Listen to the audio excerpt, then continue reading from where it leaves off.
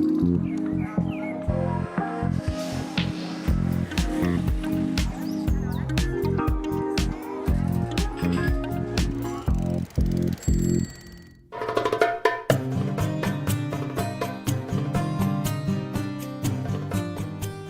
écrit ce roman qui s'appelle « Quand arrivent les chevaux » pour rendre hommage à la vie de ma mère. Donc j'ai écrit sa mort.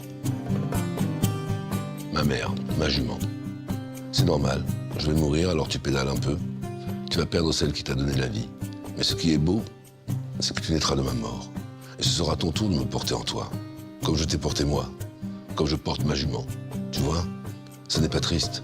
La peine aussi vaut la peine d'être vécue.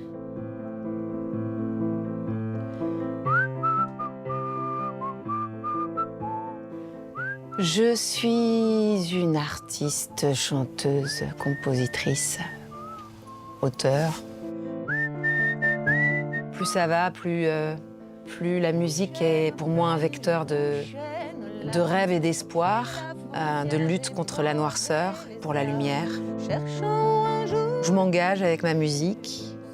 J'essaie de faire ce que je peux pour aider là où je peux à ma petite manière. Le silence de l'aube a fait taire les chiens. Au bord du plateau s'accordent les musiciens. Cette semaine, dans le Paris des Arts, des artistes dont la plume ne vous laissera pas insensible. Marc Lavoine va nous parler de son dernier roman au milieu des œuvres d'une grande galerie d'art parisienne. Émilie Loiseau, elle, sera derrière un piano pour nous conter son dernier album. Et puis à la fin de l'émission, vous restez avec nous pour notre coup de cœur. On vous emmènera dans un cabaret mythique, le Paradis Latin.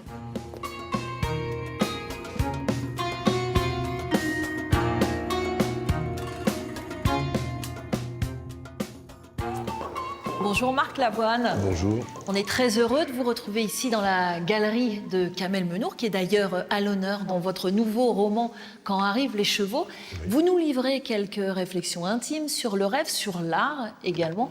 Quelle place a l'art dans votre vie? À peu près la même place que Kamel.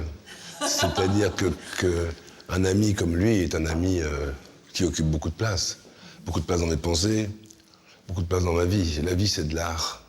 C'est important de regarder les choses qu'on ne voit pas, d'avoir une focale différente.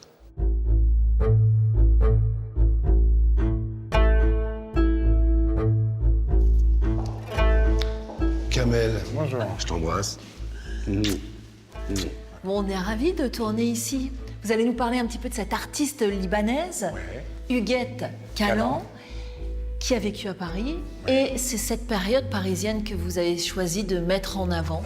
Qu'est-ce qu'elle nous raconte, cette période parisienne? Alors, Huguette Calan est une personne extrêmement insolite, étrange. Ça a été, entre autres, la fille du premier président du Liban au début des années 60. Et à la mort de son père, elle considère qu'elle veut être l'artiste qu'elle a toujours été. Et elle va venir s'installer à Paris et fréquenter toute l'intelligentsia, les poètes, les artistes, et créer cette série absolument iconique et merveilleuse qui s'appelle Bribes de corps. Parce qu'elle avait un rapport à son corps assez particulier, elle était très féministe, mais elle considérait qu'elle était trop forte.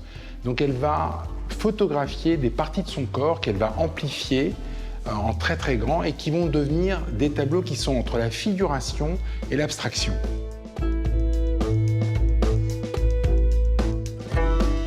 Ce qui est joli dans ce tableau, par exemple, c'est qu'on y voit une douleur aussi, on y voit une peine, on y voit quelque chose qui est là, qui est en peine. Parce qu'il y a des pansements là. Qui s'avance vers l'extase. Parce qu'elle essaie de se corriger. Oui, et en même temps, il y a l'oubli. Parce que là, on part du réel et puis on va vers l'oubli de soi pour découvrir l'autre. Et ça, c'est merveilleux, c'est vraiment merveilleux, c'est un geste incroyable. Toi, mon amour, toi qui as le cœur lourd, mon amour, est-ce que tu m'aimes toujours, pour toujours? Moi, je suis fait pour toi, mon amour, je ne pense qu'à ça tous les jours. Marc, on va parler de votre deuxième roman, Quand arrivent les chevaux. Il est dédié à votre mère, dont vous avez un temps tenté d'occulter la disparition, tant elle vous était insupportable. Alors vous revisitez, ou plutôt vous réinventez les 3 dernières semaines de sa vie. Pourquoi? Je les ai réinventées parce qu'elle est mal morte et donc j'avais envie de lui écrire une mort à la hauteur de sa vie. Et puis il est resté 7 ans sur ma table de travail, parce que ma mère est morte, je crois, puisque maintenant on me le dit, en 2013. La parution d'un livre, ça représente un abandon, disons. Je ne veux pas dire un accouchement, mais un abandon. Et cet abandon m'a permis d'abandonner ma mère, de ne pas l'abandonner vraiment, mais de la laisser partir. De la laisser partir. Je marche sans direction précise, envie de me perdre, de ne plus retrouver mon chemin, de partir, de disparaître, d'échapper à ce qui m'attend, de perdre à mon tour la tête, mieux la mémoire, de perdre mon attachement à toute chose, d'oublier jusqu'à l'oubli lui-même, d'oublier que je l'aime. Vous écrivez « Elle, je l'aimais comme je n'ai jamais aimé depuis ». Oui.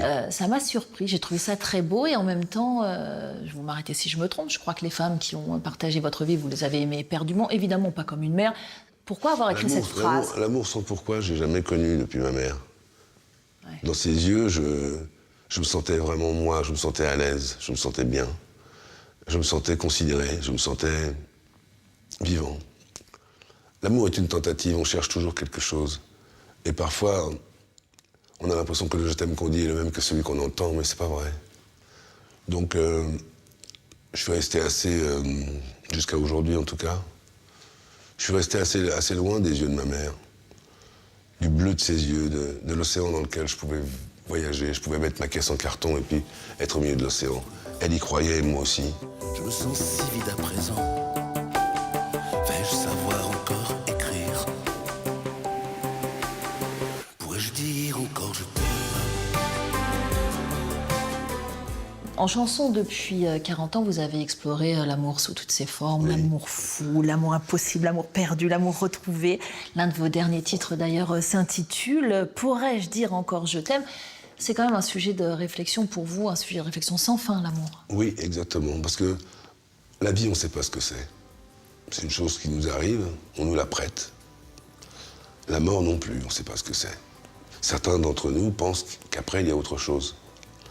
Et l'amour, on ne sait pas ce que c'est. On veut toujours mettre une formule sur un amour arrêté à un moment donné, mais il change. Il change de peau, il change de forme. Il peut devenir la haine, il peut devenir le meurtre, il peut devenir la jalousie, il peut devenir l'inquiétude, il peut devenir la sagesse, il peut devenir autre chose. Tel est le deal, tel est le protocole.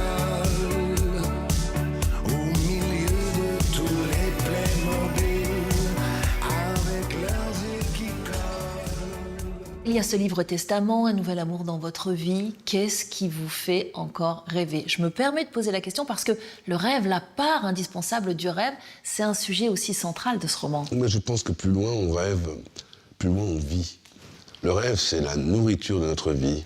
Quand on arrête de rêver, c'est qu'on arrête d'avoir de l'humour. Je est un autre, disait Arthur Rimbaud, et il avait raison. Ouvrir les yeux tous les jours sur le monde, c'est merveilleux. Ne pas se lasser de chaque minute qui passe, chaque minute qui nous emplit d'un désir. Le désir, c'est le désir de l'autre aussi. Et le désir, on ne sait pas comment ça vient, on ne sait pas comment on l'attrape, on ne sait pas comment il s'en va. L'amour, c'est pareil, on ne sait pas ce que c'est, mais il est là. Et ça me va. Elle a les yeux revolver, elle a le regard qui tue, elle a tiré la première, elle m'a touché, c'est foutu. J'ai couché nos peines, j'ai couché nos larmes, au pied de la frontière, j'ai posé les armes, cherchant un jour de pluie. On va à présent se laisser bercer par la voix lumineuse d'Émilie Loiseau. Elle est en tournée avec son nouvel album, La Souterraine, qui s'apparente à un grand cri d'amour dans un monde à la dérive. L'artiste franco-britannique nous reçoit autour d'un piano du mythique club de jazz, le Duc des Lombards.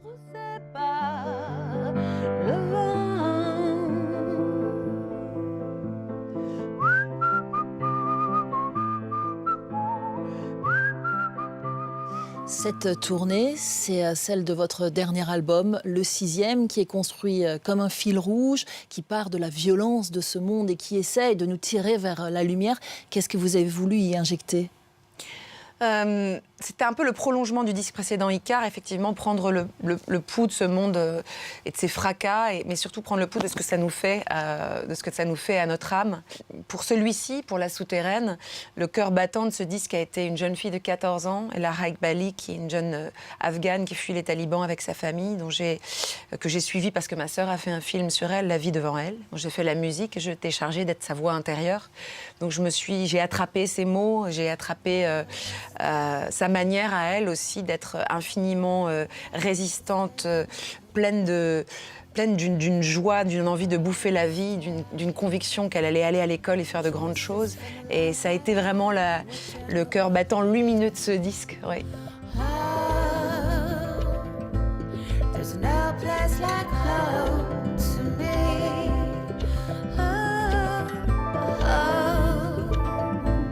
It's where I want to be.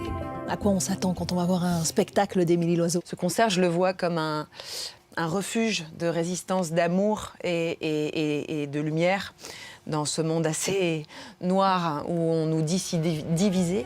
Et donc j'essaie de créer cette sensation de refuge, de vibration et de peut-être imaginer une autre histoire que celle mortifère qu'on nous raconte sur nous en ce moment. Laissons-nous là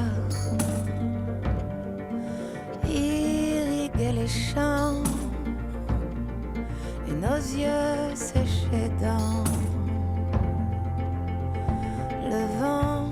Votre engagement écologique transpire aussi dans vos textes. Je sais que c'est important pour vous d'imaginer de nouvelles formes de récits pour parler des défis climatiques. Quel rôle peut jouer la musique?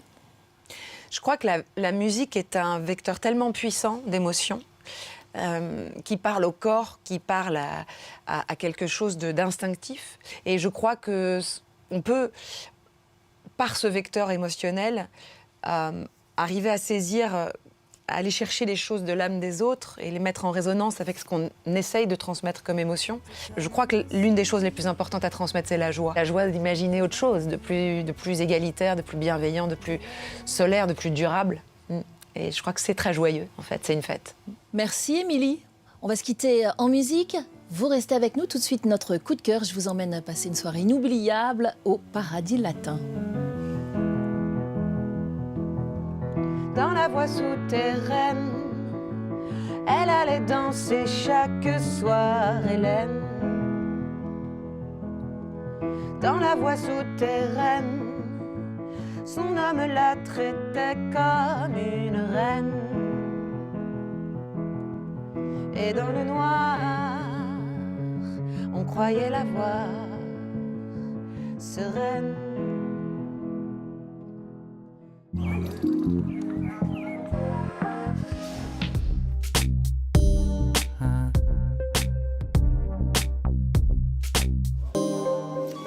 Je vous emmène à présent faire la fête au programme de la danse, du chant, de l'humour, de la sensualité. Ça se passe au Paradis Latin, le plus ancien cabaret de Paris, reconstruit par Gustave Eiffel en 1889. Et nous allons découvrir l'Oiseau Paradis, la dernière revue chorégraphiée et mise en scène par Kamel Wally.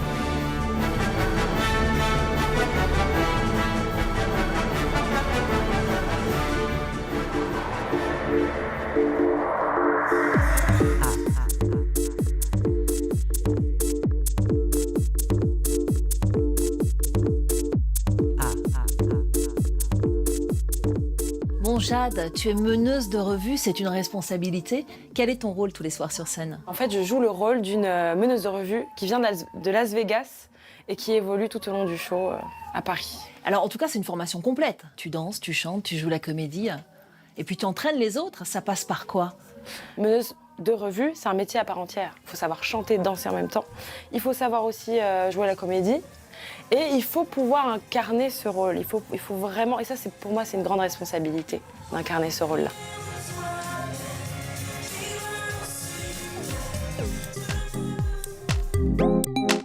C'est chic.